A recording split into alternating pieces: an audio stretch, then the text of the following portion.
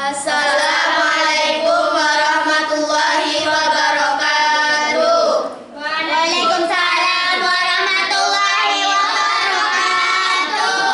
Kami santri Nazatul Tulab kelas 7D kelompok 4 yang terdiri dari Siti Nur Fadilah, Imratul Solehah, Ana Kamilatul, Aqilatul Husna, Najwa Zahrania Nuryardani akan mempresentasikan tugas IPS 2 yang berjudul menjelaskan potensi sumber daya hutan, mangrove, dan terumbu karang di Indonesia. Status Indonesia sebagai negara kepulauan telah ditetapkan sejak Deklarasi Juanda pada tahun 1957 dan diperkuat dengan Konvensi Hukum Laut. Indonesia memiliki sekitar 17.500 pulau bergaris pantai panjangnya 81.000 km, sekitar 62%. Luas wilayah Indonesia adalah laut dan perairan. Hal ini dikonfirmasi dari kata KKP luar wilayah daratan sebesar 1,90 juta kilometer, sedangkan luas wilayah perairan mencapai 6,30 juta kilometer. Sebagai negara maritim, Indonesia memiliki kekayaan laut yang amat berlimpah. Beberapa potensi kemaritiman Indonesia atau potensi sumber daya laut Indonesia atau sumber daya maritim Indonesia adalah hutan, mangrove atau hutan bakau dan terumbu karang. Sumber daya maritim Indonesia, hutan mangrove 2 atau 3 dari seluruh luas wilayah Indonesia sekitar 5,8 juta kilometer persegi.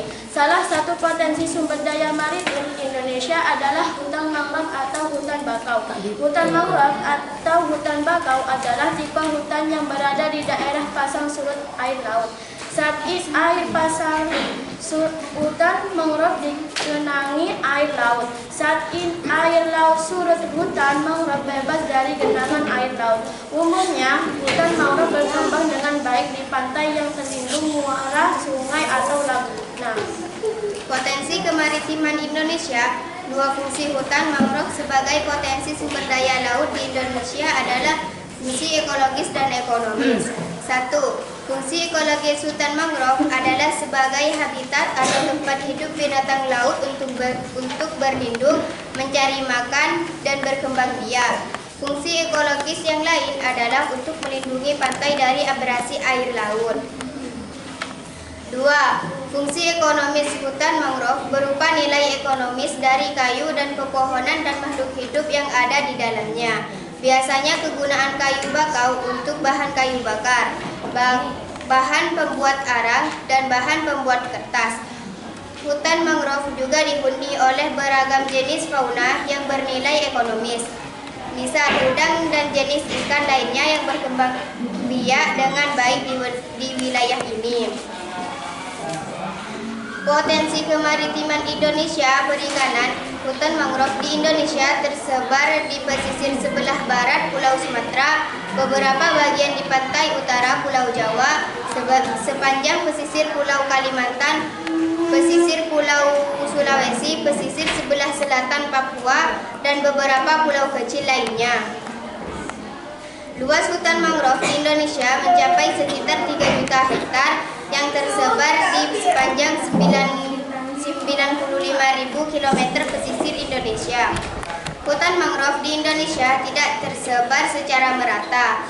Luas hutan mangrove terbesar ada di Pulau Papua mencapai 3,7 juta hektar, Sumatera 417.000 hektar, Kalimantan 165.000 hektar, Sulawesi 53.000 hektar, Jawa 34,4 hektar, Bali dan Nusa Tenggara 3,7 hektar. Indonesia memiliki kekayaan laut yang amat berlimpah. Salah satu kekayaan laut tersebut adalah terumbu karang, di mana lautan Indonesia merupakan habitat bagi 76% terumbu karang di dunia. Bahkan dari 800 spesies karang yang sudah teridentifikasikan di dunia, sebanyak 450 diantaranya ada di Indonesia. Indonesia berada di kawasan segitiga terumbu karang dunia dan menjadi negara dengan terumbu karang terluas di dunia. Letak Indonesia di daerah tropis memungkinkan memberikan bagi tumbuh dan kembangnya berbagai jenis terumbu karang. Terumbu karang merupakan bangunan raksasa yang terbentuk dari bebatuan kapur yang diendapkan organisme kecil bernama hewan karang. Jika ribuan hewan karang membentuk koloni, maka akan membentuk endapan kapur yang lama-kelamaan membentuk terumbu karang. Proses pembentukan terumbu karang berlangsung ribuan bahkan jutaan tahun. Potensi kekayaan terumbu karang Indonesia diperkirakan mencapai 569 jenis.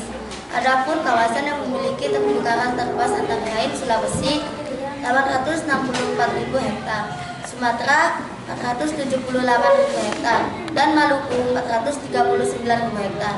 Terumbu karang adalah sekumpulan hewan karang yang bersimbiosis dengan sejenis tumbuhan alga yang disebut zooxanthellae. Terumbu karang termasuk dalam jenis Phylloncinidaria kelas Anthozoa yang memiliki tentakel. Koloni karang dibentuk oleh ribuan hewan kecil yang disebut polip. Dalam bentuk sederhananya, karang terdiri dari satu polip saja yang mempunyai bentuk tubuh seperti tabung dengan mulut yang terletak di bagian atas dan dikelilingi oleh tentakel. Namun, pada kebanyakan spesies, satu individu polip karang akan berkembang menjadi banyak individu yang disebut koloni. Hewan ini memiliki bentuk unik dan warna beraneka rupa serta dapat menghasilkan CaCO3. Terumbu karang merupakan habitat bagi berbagai spesies tumbuhan laut, hewan laut, dan mikroorganisme laut lainnya yang belum diketahui. Manfaat terumbu karang: 1. Benteng alami untuk melindungi pantai dan hempasan ombak. Terumbu karang mampu mengurangi daya kecepatan ombak menuju daratan. Pantai yang terumbu karangnya rusak akan mudah mengalami operasi. 2. Habitat bagi ikan dan biota laut lain. Terumbu karang menjadi tempat tinggal dan berlindung berbagai hewan dan tumbuhan laut. Akibatnya, terumbu karang menjadi sumber kekayaan hayati dan dapat dimanfaatkan oleh manusia untuk suplemen, makanan, dan obat-obatan. 3. Menunjang kegiatan pendidikan dan penelitian. Kondisi terumbu karang dengan keragaman biota lautnya menarik untuk diteliti dalam rangka pengembangan ilmu pengetahuan sekaligus peningkatan kesejahteraan hidup manusia. Penunjang kegiatan wisata, kombinasi karang dan keanekaragaman hayati membuat terumbu karang menjadi lingkungan hidup yang memiliki panorama indah dan menarik. Demikian penjelasan mengenai potensi sumber daya hutan mangrove dan terumbu karang di Indonesia yang perlu dipahami.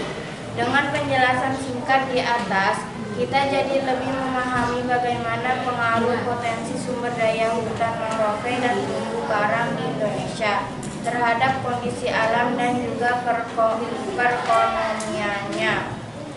Demikian yang dapat kami sampaikan. Semoga apa yang penyaji disampaikan bisa menambah wawasan serta pengetahuan bagi semua atas perhatiannya disampaikan. Terima kasih. Wassalamualaikum warahmatullahi wabarakatuh. Waalaikumsalam warahmatullahi wabarakatuh.